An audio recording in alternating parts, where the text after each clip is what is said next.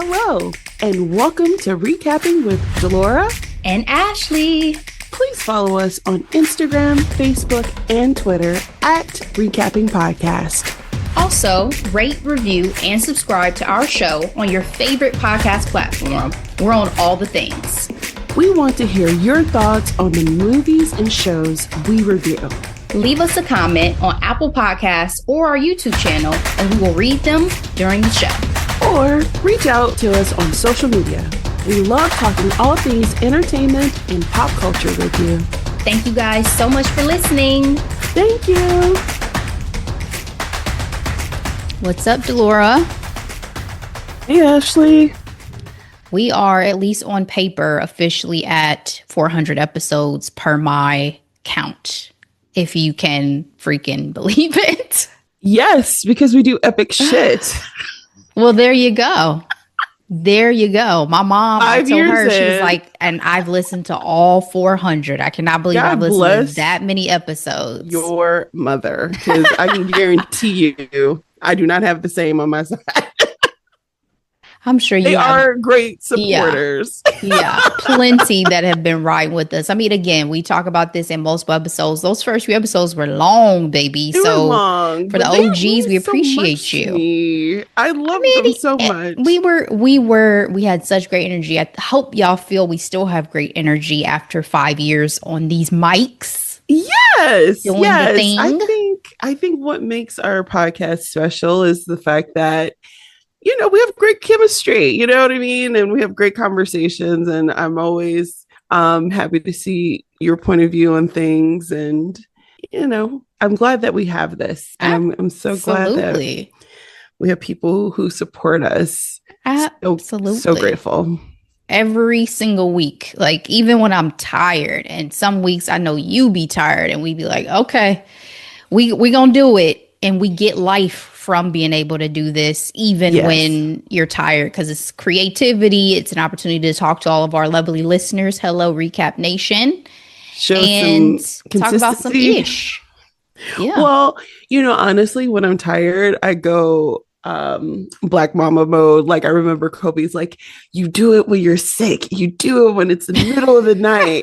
And I'm like, okay, Kobe. Black Mamba out here. Yeah. You show up and you show out. We Michael Jordan with the flu, like you keep going. Because one time, remember, I did have the flu and we still recorded. Well, I had to go take a break, but we still recorded. You know what? I'm so upset that our first season of Abbott Elementary, my voice was non-existent on that recording because I was talking through sickness, and I usually, when I get sick, my voice is the first to go. And well, God bless. Thank y'all. Welcome back. It is our Thursday episode, which means that we got to get into these pop culture streets, talk about some ish. If you guys are not tuning in, you can also watch this on YouTube. I know we drop this on Thursdays, and then the YouTube is out by the end of the week at least, or start of the week, depending on how you see Sunday, right? So just know that the show will always be out at least by the start of the week. Yeah. Well, here's the deal. We're still learning how to edit video edit. It's that, and it's also time, because again, everything takes time, and we have full-time jobs and we have things going on. So as a 2-woman band, one band, one sound. It's so funny. I was like, we have an indie podcast, an indie pop culture, like you said, 2-woman machine. We rocking and rolling out here. But if anybody ever wants to lend us their services, we're very open to discussions. So just let us know. Keep us posted. Period. All right, let's get into it, guys. Time for some headlines out here in these streets. So first up, one that completely caught me off guard, because I'm like, what's the beef? Usher has sued his longtime friend, I guess we could say, and one of his producers, Bryan Michael Cox. Reports surfaced this week that Usher is pursuing legal action. I'm reading from the Griot. regarding a failed business venture. According to the recent filed lawsuit, Usher gave $1.7 million loan towards a restaurant in Atlanta. Months later, there was no progress on the project, and Usher reportedly requested that they reimburse him. Again, Bryan Michael Cox is one of the people named in the suit, along with a few other people who sounded like they went into this business venture together. The headline of the article that I'm looking at the Griot has a quote from Bryan Michael Cox saying, "My 27-year friendship with Usher remains fully intact." Okay. Does Usher know that? Because I don't feel like I would file a lawsuit against necessarily one of my friends if our friendship is fully intact. The article I read from the AP pretty much said that Usher is suing the group and Bryan is part owner of that group, but he said his portion is small or something along those lines. So, good for Usher. You put out an investment and you're not seeing any movement. I mean, give me my money back. I'm not faulting Usher at all. What I'm saying is, like, let's use us as an example. If you had a business venture with a group of people and you're like, "Hey, Ashley, you want to go in on this? I gave you a little bit of change." It fell through. What I would expect in friendship, right, is that we're going to be able to resolve it amongst ourselves, and I should not have to sue you in order to recoup my money. So that's what I mean. Like, I don't know how much I would feel our friendship is fully intact that I had to actually file a lawsuit. Like, you get with your business partners and you give me my fucking money. You know what I mean? He said that he is a passive minority shareholder for one of the companies involved. So nah. Because did Usher go into this business venture because he's friends with you? Probably. Well, probably, right, to fork over that type of money. Granted, that's a drop in a bucket, but still, again, you want to see a return on your investment, ROI. Run me my money, Bryan. So to speak. And what's crazy is, too, I don't remember if I mentioned on the pod, but as I've been watching some other podcasts and listening to some things, Bryan Michael Cox recently was on a pod and was talking about his favorite Usher album was actually 8701 and not Confessions. And I was so on the same page with him. And I was like, yes, Bryan, I've been saying this for years. Yeah. 8701 is it for me. So here's the deal. You know what? I saw this the other week and I was so intrigued by it. I guess in 2004, every number one song on like the Hot 100 list was by a Black artist. So, I mean, hey, surprise. And then again, what a time to be alive, y'all. What a time.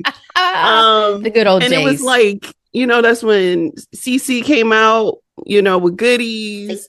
And like Usher was on that list multiple times throughout that year because of Confessions. And I'm like, no wonder I love this album so much because it's the soundtrack of my high school. Oh, yeah. Like, memories tied to a lot of that music. Let It Burn.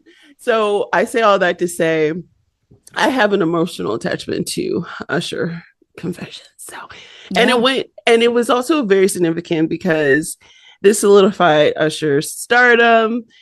Because I think it was his first album to go platinum, and it went platinum like multiple times. It's no doubt the power of Confessions. No doubt that is Usher's Thriller record in terms of sales and significance to the culture. But for me, 8701, I just love that album more in terms of a full body of work. How do you say? And what's your favorite song? Can you help me, okay. Girl? Yeah.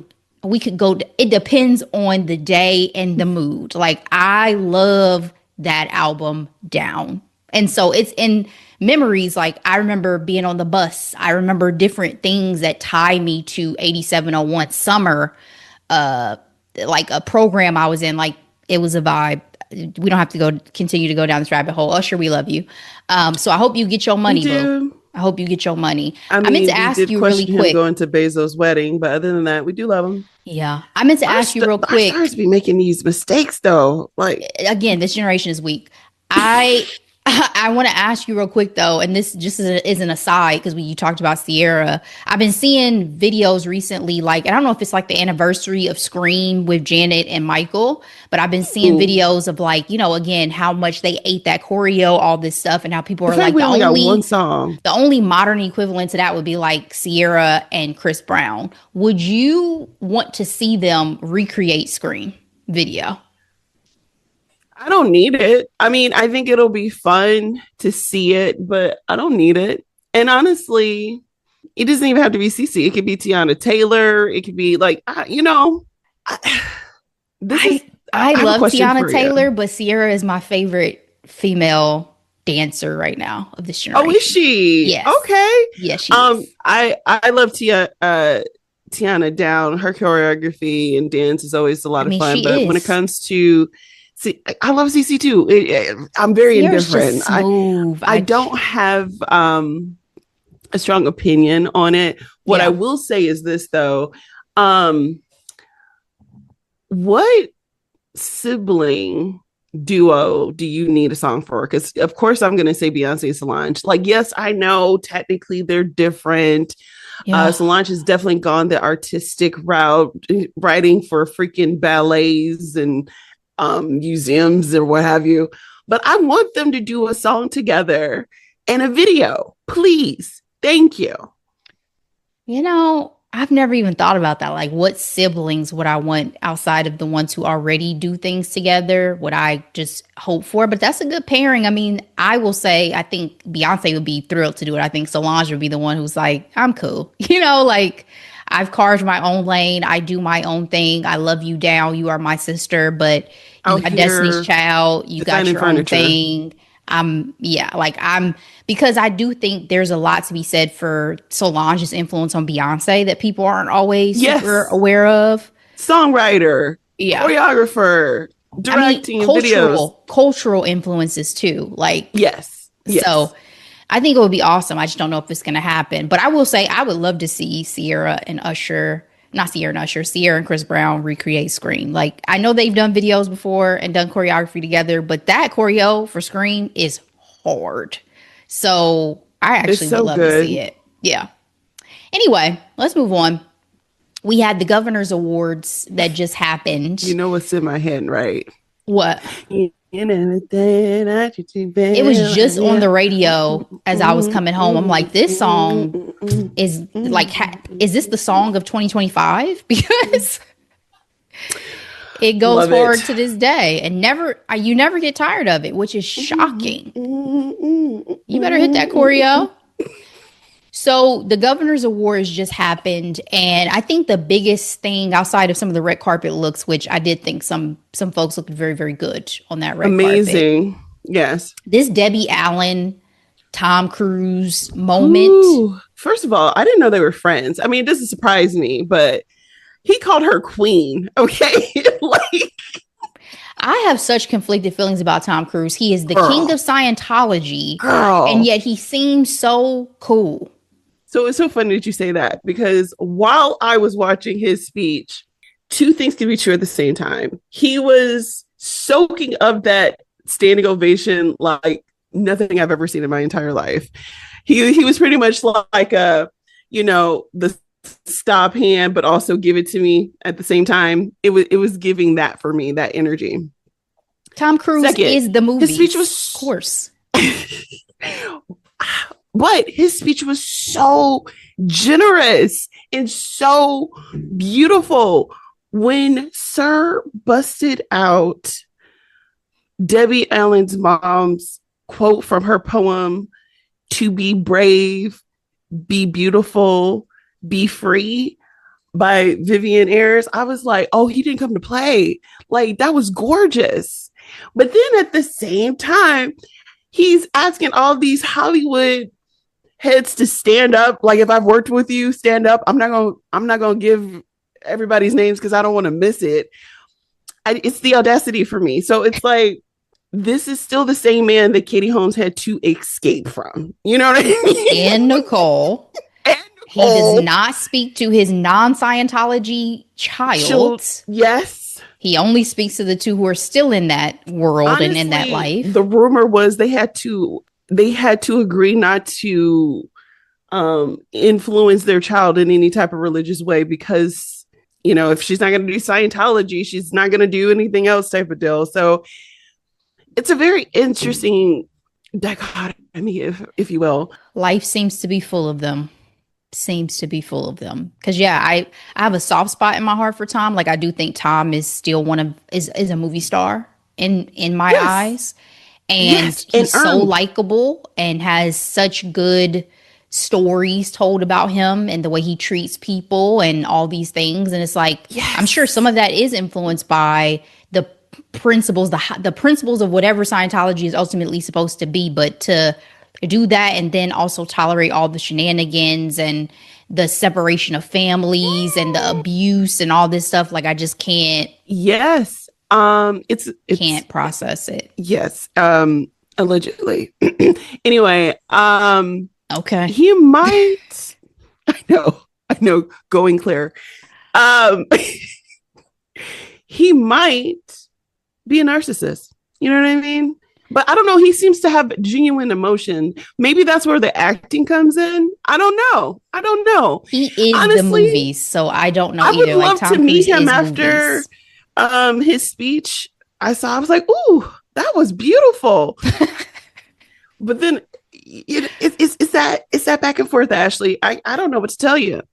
I don't either. I mean, he was the person that Will Smith was trying to up. Yes. That made him the superstar he was. He was like, Tom Cruise, this is who I'm trying to be. I want to be better, bigger than Tom. Like, Tom was the ideal to get to. And to your point of his like generosity and how he interacts with the fans, Will Smith was like, Tom Cruise went the entire line. I'm going to go to the entire line, but longer. Like, you know what I mean? Exactly. And he was a model for a movie star. Yes.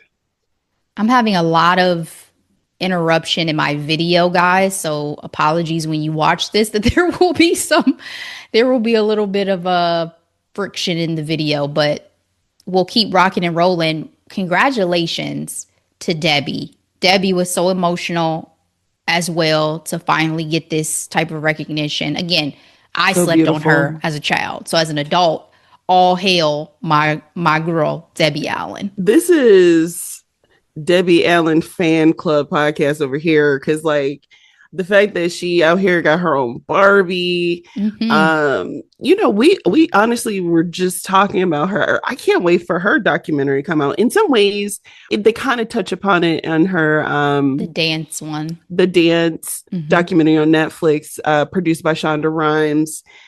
But I want more. Oh, absolutely. I want more. Actually, I would love to have a lot more insight from her sister. With honestly, I would love an Allen sister situation. Honestly, the Allens, better yet, their mama, because when she in that speech was listing off her brothers and her sisters, everybody was accomplished. I mean, Black excellence. Felicia Rashad, Tony Award winning director, like, you know, icon, TV legend.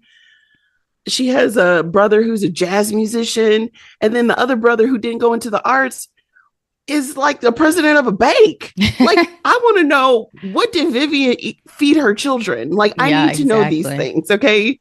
Exactly. Because it's phenomenal. Yeah. I always think of how Anna Wintour said that she's like the one in the family that they don't consider to be a big deal because she didn't go like into like academics and science and all these things like her siblings. And I'm like, you're Anna Wintour.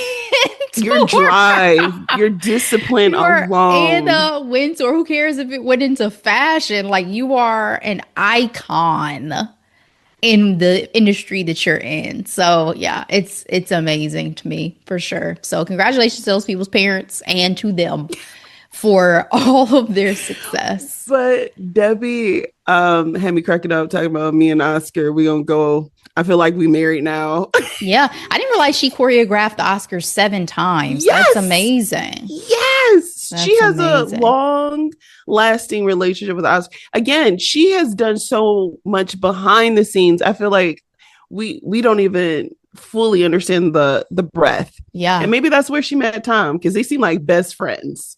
Yeah. Yeah. Congratulations, man. I love it. Cynthia back there beaming. I love it. Queen was there too.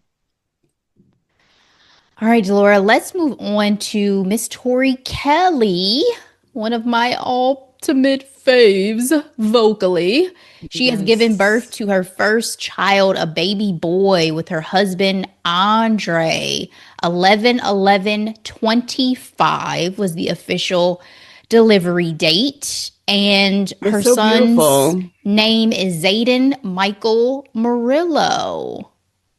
She seemed like she had been pregnant for a while too. So I was Ashley, like, girl. That was the first thing I was going to say. I was like, she's still pregnant. Like, I don't know if she showed us too soon or something, but I was like, okay, that baby bump is bumping. Yeah, man. And this is so beautiful because this comes, I think, about a year after her critical hospital stay. Mm-hmm. And so that was 2023 actually. So it's been was it okay? So it was a couple of years, but still, I'm just so happy for her. I'm so happy for her. She's one of those people who seems to have the sweetest spirit. Yeah. And it comes through with her music. That's why we're fans. And also vocally, my girl's gifted. Like, if y'all have not listened to Tori Kelly, like seriously listen to Tori Kelly, her vocal runs, her vocal ability is incredible. So check her out if you haven't. The holiday season, and so that her Christmas album is one of my favorite. Indeed. And I always say this all the time. One of my favorite songs by her is "I Was Made for Loving You" featuring Ed Sheeran from her Unbreakable Smile album. First heartbreak for me.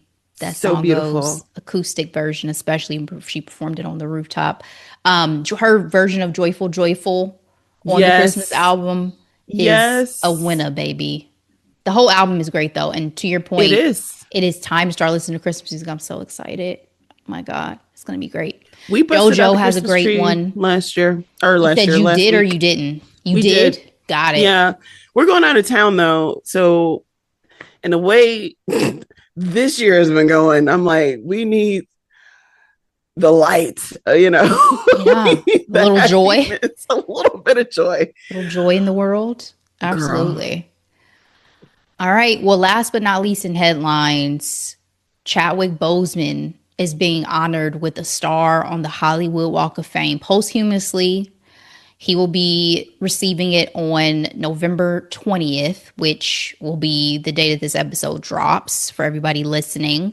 And speakers will be Ryan Coogler, Viola Davis, and Chadwick's wife, Simone, who will accept the honor on his behalf. You know what's crazy? When I saw this, I was like, why did I think he already had a star? I thought he already had a star before now. Mm-hmm. But it's great that he's getting the recognition, obviously, and his legacy continues. I mean, he was a shining star in life, and getting this type of honor in his passing will, continue to make sure that his memory and his contributions to art and to cinema, live well beyond him. Absolutely. I think this is beautiful. I can't believe it's been 5 years. Yeah.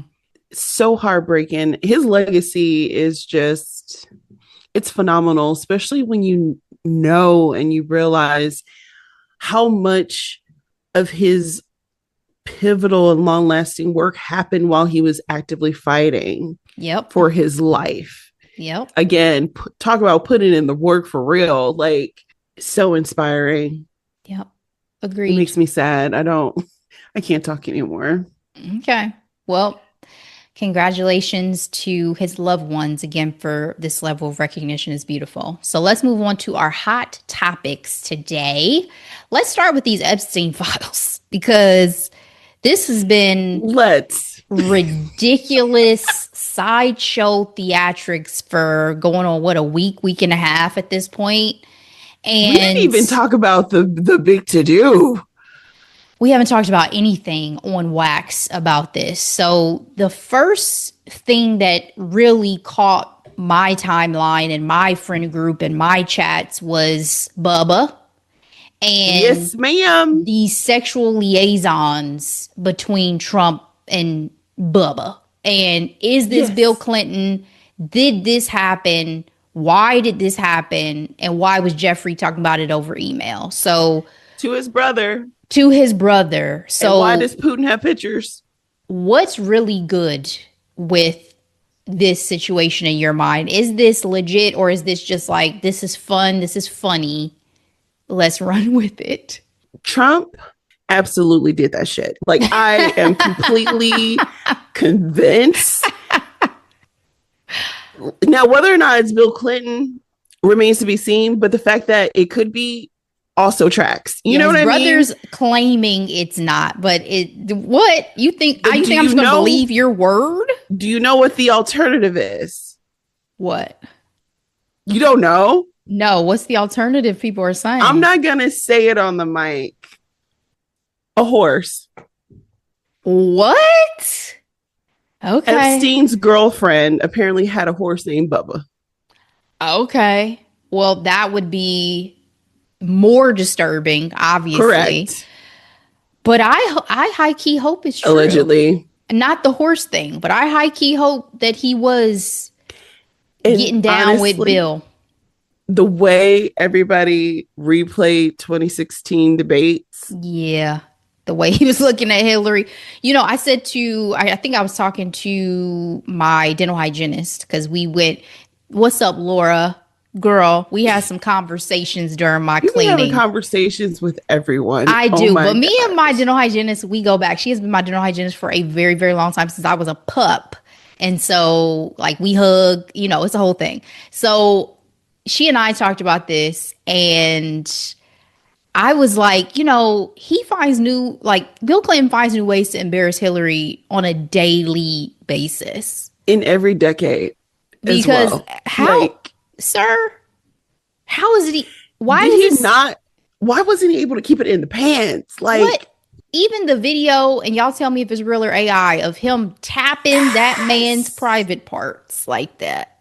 I was like, he stayed in grown man to grown man way too long. And again, I'm like, this is a rich white man's problem. I don't understand any of grown man to grown man. What are we doing? Is this what they do at the country club? Like, I'm so shocked and appalled, but I also know that, you know, Epstein said that Trump is like the worst person he'd ever met in his life. So I'm sure there was a purpose to whatever he thought he was doing. They were best friends too. So for your best friend to say that, I'm going to keep saying allegedly, about you also says a lot about your character. And also a known pedophile, trafficker, to say that about you, that you're the worst person. And then we're talking about these files, but there are legit cases that were leading up. Again, where were all these cases when this man was running for office? Yeah.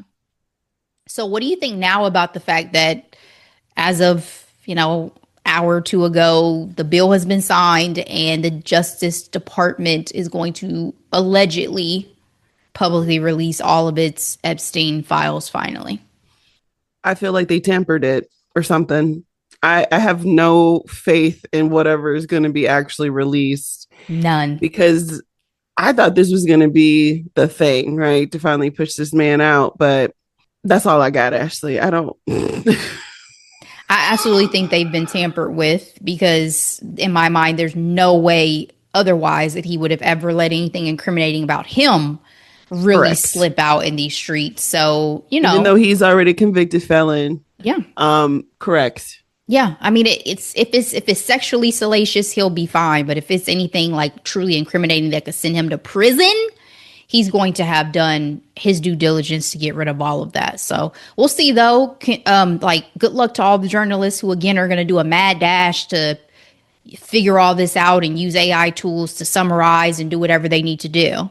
But can I tell you, Ashley, I'm very intentional on not going to social media first thing in the morning, because I need to regulate my own nervous system before the world does it, Mm-hmm. But that morning when I woke up and read those messages, I screamed. I was like, David was asleep. I'm pushing. I'm like, Dave.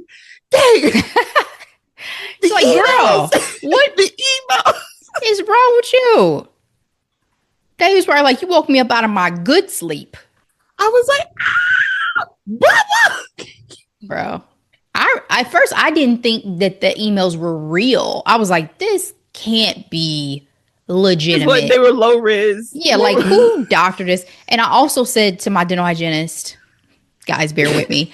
I was like, yo, why were people conversing over email the way we do over text? Like, why were y'all sending emails back and forth like this? It's a generational thing. It has to be, because I have never had a conversational email in my life. No. Okay? Sending just random stuff. I'm like, this was the text before there was text, clearly. Like, this is what y'all used. But be sure I am probably dated because I write in sentences when I text, unlike the youngums where it's like emojis. I don't even like certain abbreviations anymore. Like if you say please, don't send me PLZ, bro.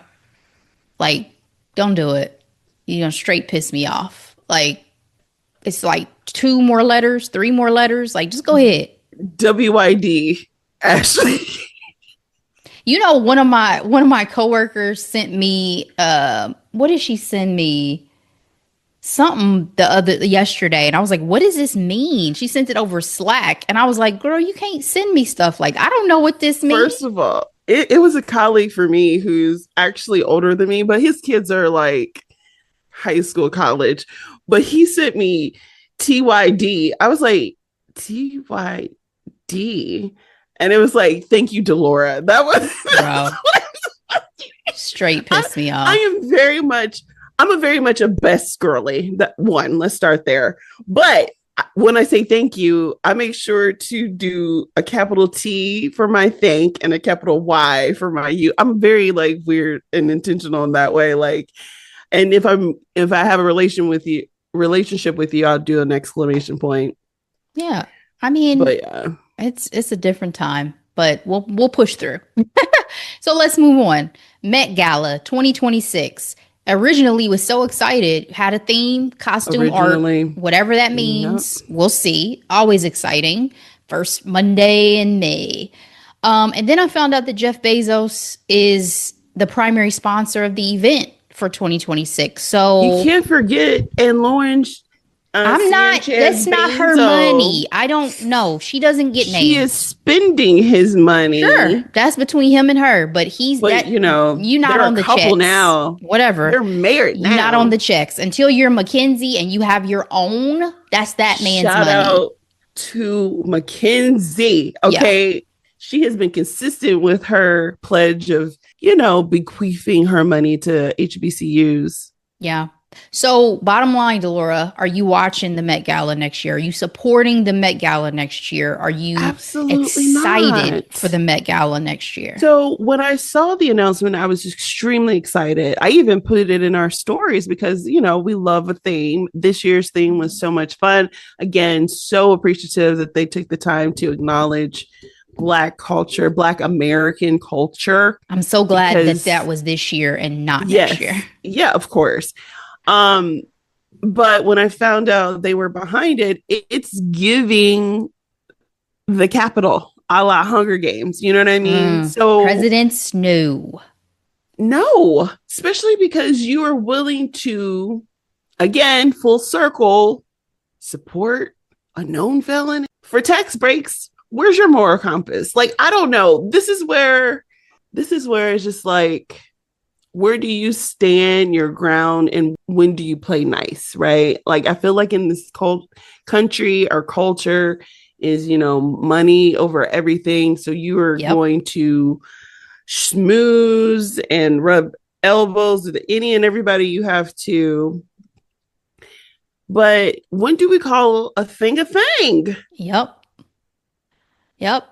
I mean, if I was a celebrity, I would definitely be boycotting this particular Met Gala if I was invited, because I don't like how insidious Jeff Bezos has become in pop culture and in the creative spaces. I mean, we already see how he has ingratiated himself with some of the big wigs, the Oprahs, the Tyler Perrys, the Kardashians we talked about with the birthday party and all this stuff. And it seems like he continues to, and there's not enough outspokenness about it from the upper echelon of Hollywood for me to feel comfortable. Like, I could see if there was some people who were sipping the Kool-Aid and then others who were adamant. I've seen some, like the not superstars, speak out against it. Like, I saw Billie Eilish said some shit, but like, I need all of y'all to, she said some shit about Musk, but I'm just saying, I need all of y'all to be sounding the alarm way more than you are about this level of like insidiousness that's starting to permeate. Like, media and in Hollywood and all this stuff has been notoriously liberal for a very, very long time. And that has permeated the culture of what that means in terms of diversity, inclusion, LGBTQIA, all these groups, these marginalized groups that always felt like Hollywood was this safe space for them. And yet you're going to accept donations from someone who is supporting the complete opposite of that in agenda, in policy, in lifestyle, in rhetoric.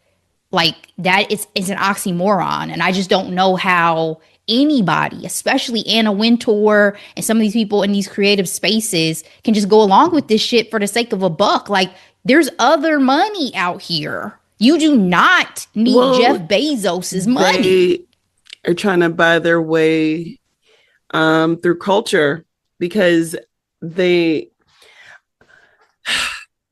it's so funny, because when it comes to like school, the arts are always the first to be cut from the budget, but it's the arts that has the lasting impact, sometimes longer than the business moguls, you know what I mean?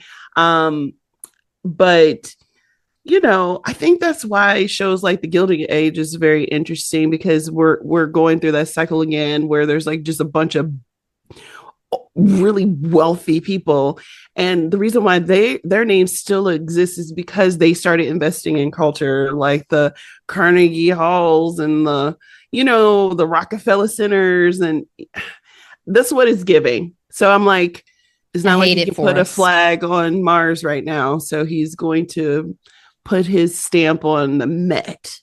I hate it for us. Y'all are really trying to rob me of many things that I love, and enjoy. These are my places and outlets, and I hate to see it.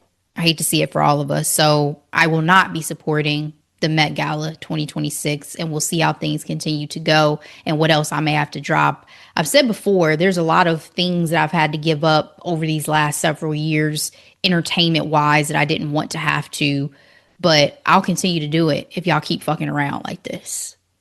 So we'll see. Delora, let's move on to our final hot topic, which is Wicked, New York City premiere, darling, because this is the week of Wicked that we are in, right? This is Wicked for Good has dropped. Reviews are in. I'm ignoring you all. This was the big time, Big Apple premiere. Cynthia lost her voice. She was not able to do any interviews. Ariana skipped as well out of solidarity. But this, as beautiful of a moment it is, it also feels like the end of an era. It is. And how are you, as a also, Uber fan, feeling as we're kind of coming to a close of this experience with them? Honestly, it's not over for me yet. It's not over till it's over. It's not over till it's over. We have our tickets and we're going to be seeing it this weekend, but I don't think it's hit me yet in that way, right? And for them, obviously, they've been in it much, much longer. The fact that they filmed the movie back to back, had the press tour last year and the press tour this year. I can't wait to go back to Oz, especially John Chu's Oz. It was so gorgeous and vibrant. I'm excited to see what a self-assured Elphaba looks like, you know? I don't know if I'm ready, but I'm also ready. Like, I think what shocked me is prior to the first film, I wasn't super hyped. Like, I was excited, but it wasn't like I had been listening to the soundtrack and I had been thinking about this. And then after how that first film just hit me, I have been good. I have been 10 toes down for, again, the musical chemistry between Ariana and Cynthia, and then just so excited to see this second film. So I'm not ready to say goodbye.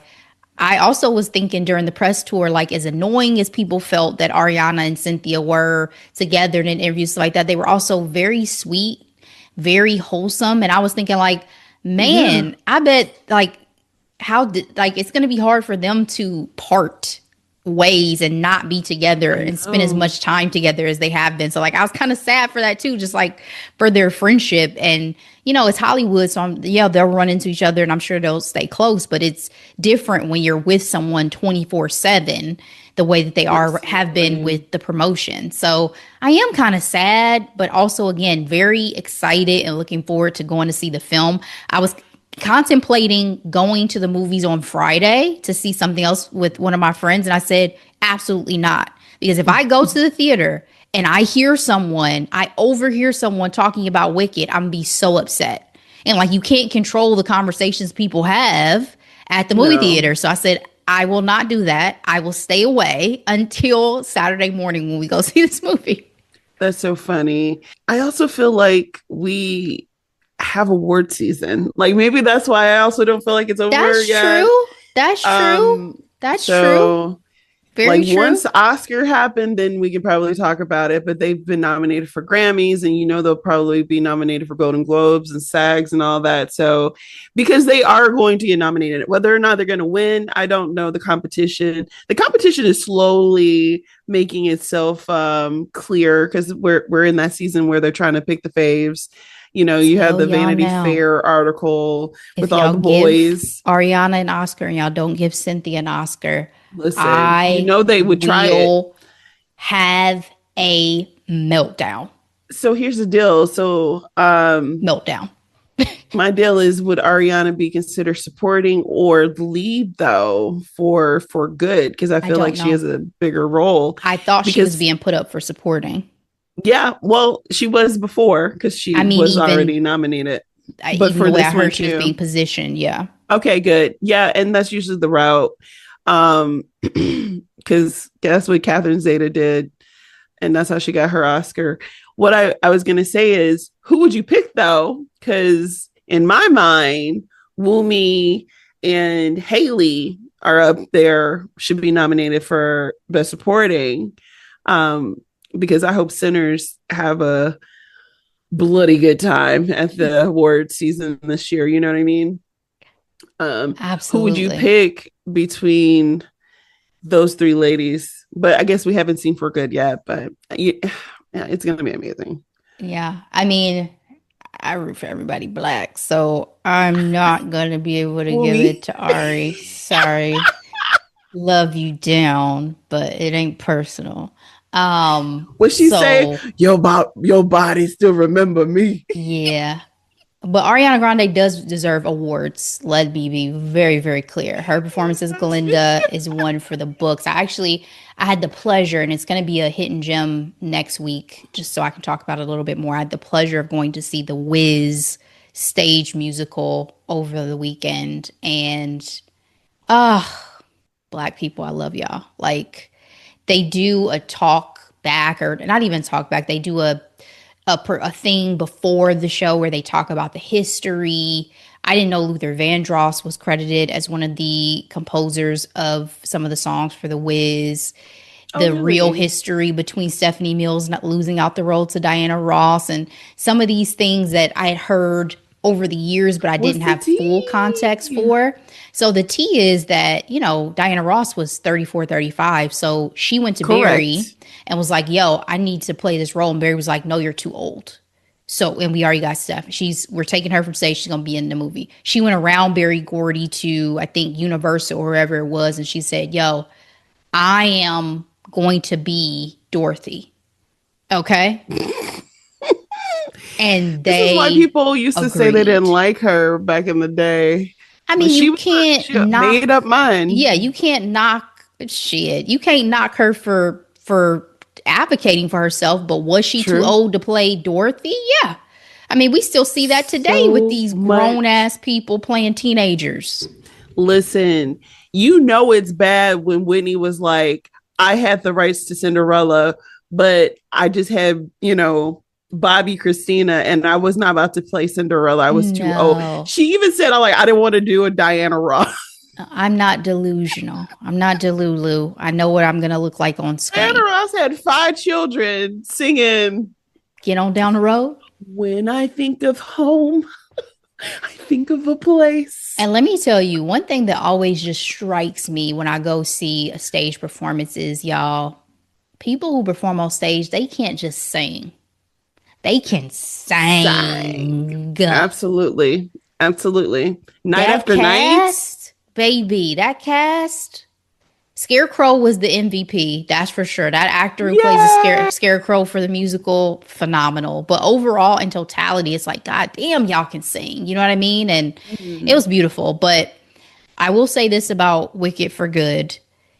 I just have such high expectations this time that I need to recalibrate so that I don't overdo it, because again, I went to the first one. I didn't have any super high expectations, and I was so blown away that I don't want to overshoot this one. I don't want to be like, I was up here and then these 1-2 things. Like, no, I just want to have a great experience. I want to really enjoy it. I want to live in this music, live in this world, to your point with John Chu, and just, embrace this art that they've given us that is a once in a lifetime magical moment in cinema. And there are original songs for Good. So I'm excited especially for those, if you're familiar with the musical. So that's something to look forward to. So yeah, I'm excited for the sets. I'm excited for Sexy's Man of Light 2025. Jonathan Bailey. I'm excited for Cohen Domingo. Absolutely. It's going to be one for the books, guys. So we will definitely post holiday bring back our thoughts and review on Wicked for Good. So stay tuned to that. But in the meantime, we will have one more episode that's dropping. So Delora, what are we recapping for the people next week? Ashley, we are doing a documentary of a legend. It always blows my mind. Like, I feel like legend isn't really a big enough term for him. I recently read that he's like a titan, and I'm like, I like that, because it's titan of industry. Titan of industry, because his influence is so far reaching, and he was so intentional with it too, that makes his story so inspirational. I'm talking about the Eddie Murphy, Being Eddie, on Netflix. He's a star, baby. A star. Yes, he is. All right. Well, we'll be back to talk about Eddie, his mansion, his movies, his legacy. When I grow up. His 10 children, all the things. All the things. Yeah. When he's like, I'm a homebody, it's like, well, goddamn, of course. Like, where else do I need to go? You would never. What else I need to do? Me. Why would I ever leave? Come to the crib, because I got everything you need right here. So yeah, I'm looking forward to it. I found myself smiling a lot throughout, and I think I hold just the celebrities that we grew up knowing as kids will always have a very special place in my heart. They've are our Mount Rushmore people. Yeah. So I was definitely smiling throughout this whole documentary. And then I also love Charlie Murphy. So to see him incorporated through it made me very happy. Not that I didn't think he would be, but I just mean, seeing him again is always makes me happy. So we'll get into that. Guys, in the meantime, please share this episode out with everybody you know. Again, whether you want to do an audio, video, when the video drops, please do. We appreciate the support. We appreciate you coming back to us every single week to get our thoughts and opinions. We do not take it for granted. Thank you so much. We'll be back with that recap, and then we'll be taking a little break for the holiday. But in the meantime, as always, be blessed. Bye. All right, Ashley. So, my family's going through a hard time. This week we lost my little cousin. His name is Dominic Wayne Rice. He's the son of my dear cousin, Aysha. And his death was unexpected and senseless. He was a beautiful young man who loved his mother, who loved his family, and who was an inspiring singer. And I love my cousin Aysha. I don't talk to her often. But when I had the opportunity to talk to her, she was like, "Can you share his song on the podcast?" And I told her yes. And so it is my privilege to share. His stage name was Se7en. So that's SE, the number 7EN. He also has a YouTube. But the song I'm going to share is called Solitude. In my solitude, yeah. Solitude, solitude. In my solitude, solitude, solitude. In my solitude, I can tell who really here. And nobody was here to help me face my fears. I was climbing up them stairs alone. I had to face my fears alone. I had to wipe my tears alone. I had to feed my people, yeah. I had to make it happen, had to make my way. Nobody was here to help me make these plays. Standing at the bottom of the pit. Had to climb out cause nobody gave me shit. Nobody was shaking my hand. Nobody was really my friend. People in my DM just my fan these days. People just tryna get a band these days. People just tryna get ahead these days. Nobody really gonna be your friend these days. In my solitude, I can think straight. In my solitude, I can make a way. In my solitude, I can make a plan. And I don't got no time, shake none of your hands. Cause I don't need no more friends.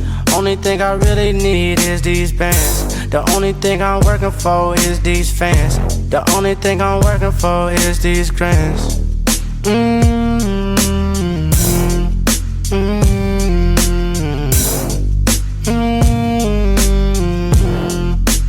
only working for these grants. I can tell who really is.